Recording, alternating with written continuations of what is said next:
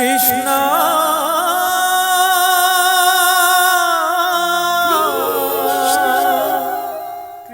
एपटे श्रीकृष्ण पापी दुष्ट मामू कंसर आउ गोटाए सेवक बकासुर जे पूतना राक्षसीर भाई श्रीकृष्ण और सखा माने खेलुथिबा समय रे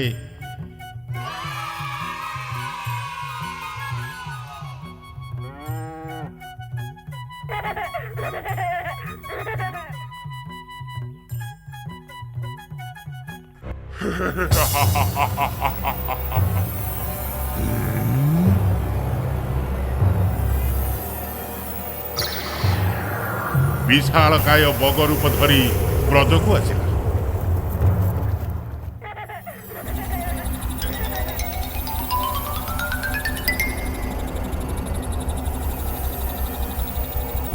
तार लंबा थंट और पहाड़ परी शरीर को देखी सखा माने डरी गले।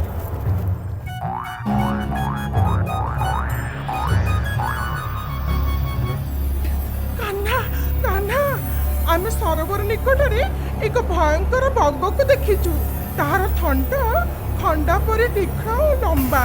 हमको भारी भय लगुची कान्हा। तमे माने जम्मा डर नहीं। निश्चय से कंस द्वारा पठा जाइथिबा कोनोसी मायावी राक्षस थिबो। चलो जाई देखिबा।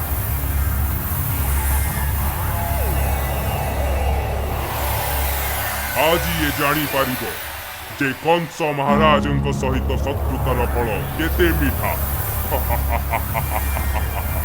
एई बकटे टोका को मारिबा तो मो बाँ हाथर खेल। अरे मु तोरी अपेक्षा रे बसिछि।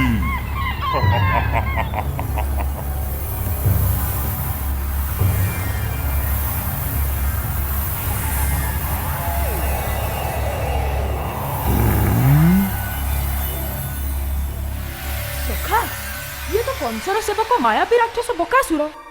डर मु एबे ही तोर दुस्साहसर मजा बाहर करछु।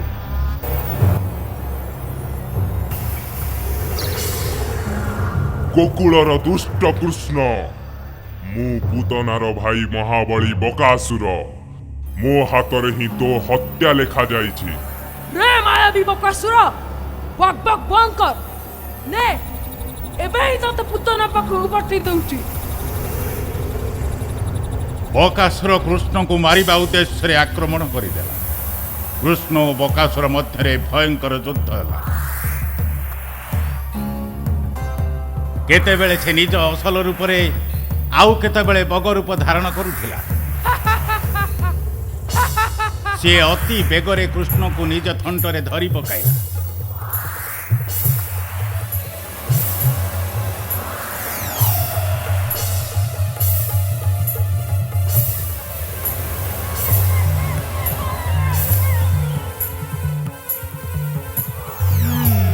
हेले अग्नि परितप्त कृष्ण को सी अति शीघ्र बाहर कर।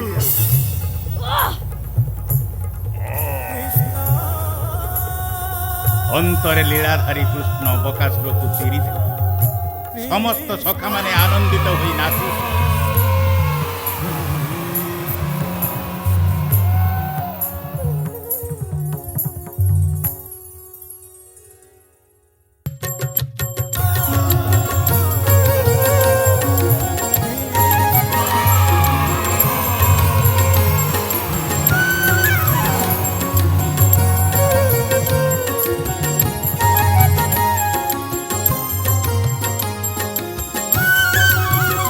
কৃষ্ণ